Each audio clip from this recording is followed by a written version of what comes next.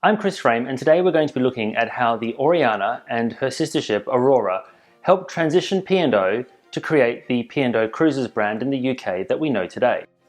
Formed in the 19th century, P&O was established to operate passenger and mail services to the Iberian Peninsula. The line quickly grew to become a vital transportation link across the British Empire.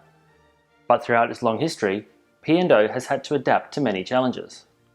P&O survived pandemics, 2 world wars, and even survived the introduction of jet aircraft services, which led to many shipping lines going out of business. But by the 1980s, P&O was starting to be left behind. There had been a resurgence in interest in passenger ships off the back of cruising, driven by new American companies that saw a new way to handle passenger ships, creating a whole host of new amenities and expectations for the travelling public. P&O's cruise offering had, in many respects, been left behind. This included their flagship, the Canberra, which had been successfully transitioned into cruising, but did have a heritage that dated back to the era of long-distance line voyages between Britain and Australia. P&O did have a new build in 1972 when they launched the Spirit of London, but she only remained with the brand for 2 years before being transitioned to P&O's Princess subsidiary.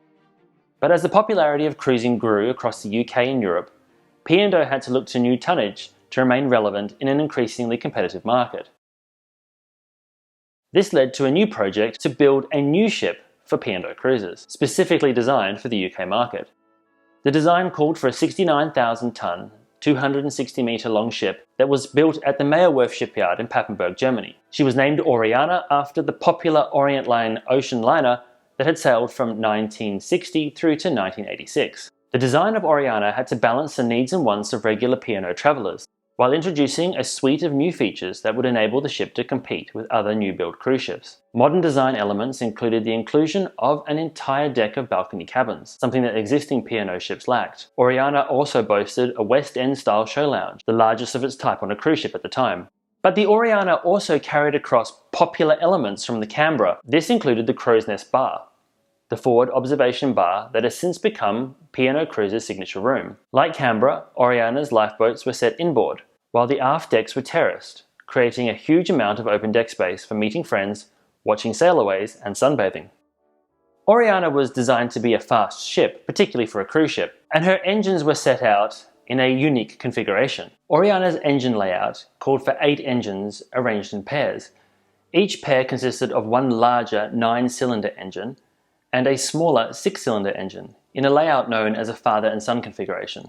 While most modern cruise ships utilize a diesel-electric propulsion system, Oriana employed a direct drive setup. The 4 propulsion engines are directly linked to the propeller shafts by gearboxes and couplings. The remaining 4 engines are utilized to generate power for hotel services. Oriana's bridge was far more modern than Canberra's, with electronic systems that allowed the ship to be controlled via a small joystick. Yet the bridge also shares some commonalities with older ships, such as a wooden main wheel and open bridge wings, added at the request of the ship's first master, Commodore Gibb, who had previously served aboard Canberra. The completed Oriana entered service in 1995 and immediately transformed the P&O cruise experience. Although the ship suffered from vibrations at high speed throughout her career, particularly at the stern, in the most part, the design of the vessel proved popular with P&O regulars, as well as new cruisers, and Oriana quickly became a much-loved member of the fleet. The Canberra retired from P&O service in 1997, with P&O sourcing additional ships from the Princess fleet. This included Sea Princess, renamed Victoria, as well as Star Princess, which was renamed Arcadia. However, with the success of Oriana, P&O turned its attention to building a fleetmate. Laid down in 1998 at the same shipyard in Germany, the new ship was named Aurora and aimed to improve on the design of Oriana. Significant changes included the addition of far more balcony cabins, 3 decks worth in fact. Oriana had already been superseded by other cruise ships in terms of balcony accommodation, including by P&O Princess's own Sun class of cruise ship.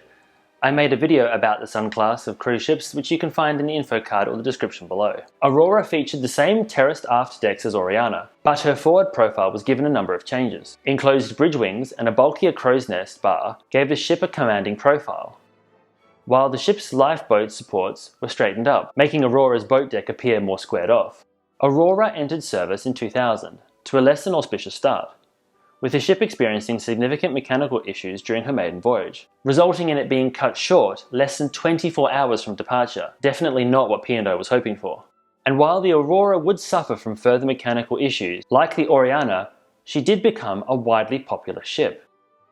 Working together, both ships ushered in a new era of modern cruising for P&O.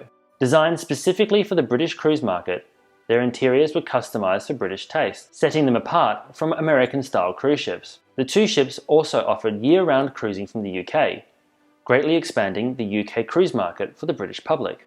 Both Oriana and Aurora were designed for long-duration voyages, and much effort was put into considering the top speed of each ship, with Oriana's 26.5 knot top speed outpacing Aurora's more sluggish 24 knots. This design feature allowed Oriana to transit the often rough Bay of Biscay quicker than slower cruise ships, reducing the time it took for her to reach the sunny Mediterranean. Her speed led the ship to hold the Golden Cockerel, trophy held by the fastest P&O cruise ship, previously held by the Canberra and the first Oriana. The design of both ships made Aurora and Oriana popular for world cruisers, with both ships undertaking regular world voyages throughout their careers. Their dimensions made them capable of transiting the original locks of the Panama Canal, with their voyages taking the ships to locations all over the world, such as Australia, New Zealand, Southeast Asia, and the Pacific. This expanded the appeal of P&O's UK brand around the world. Carnival Corporation took over management of P&O Cruises in 2003, following the merger between Carnival Corp and P&O Princess. This means that Aurora, entering service in 2000, was the last passenger ship ever built for the Peninsula and Oriental Steam Navigation Company. But the ships had established a path for P&O cruisers, developing the UK market and introducing a new generation of travellers to the P&O experience. Their success led Carnival to invest further in the P&O UK brand, transforming it into the cruise brand that we see today. In 2012, Aurora and Oriana were both involved in P&O's anniversary celebration, with both ships sailing in the Rendezvous event undertaken in Southampton. 2014 saw P&O UK revise its livery, dropping the iconic buff funnels for a blue design with a Union flag painted on the bow. Aurora was the first ship to wear the new colours. Oriana followed some months later. Both ships remained well maintained, thanks to regular refurbishments, with Oriana undertaking her final P&O refit in 2016 and Aurora receiving similar treatment in 2018.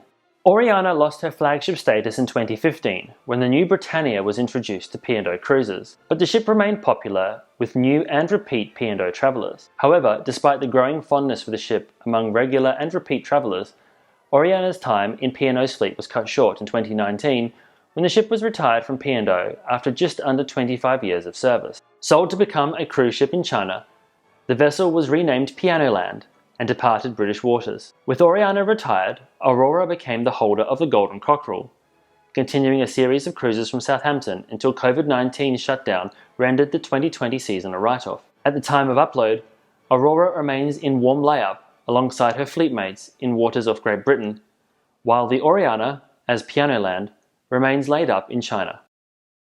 Thanks so much for watching, and if you enjoyed the video, please give it a like and don't forget to subscribe so you don't miss future videos. If you're interested in more information about Aurora and Oriana, I've written a couple of books about the ships, which you can find information about in the info card below. They're photographic journeys that take you on a tour of both ships, so if you're missing Oriana or longing for a cruise on Aurora, you should check that out. For those of you who are interested in a more in-depth historical look at the ships, I highly recommend this book here by Andrew Sassoli Walker and Sharon Poole.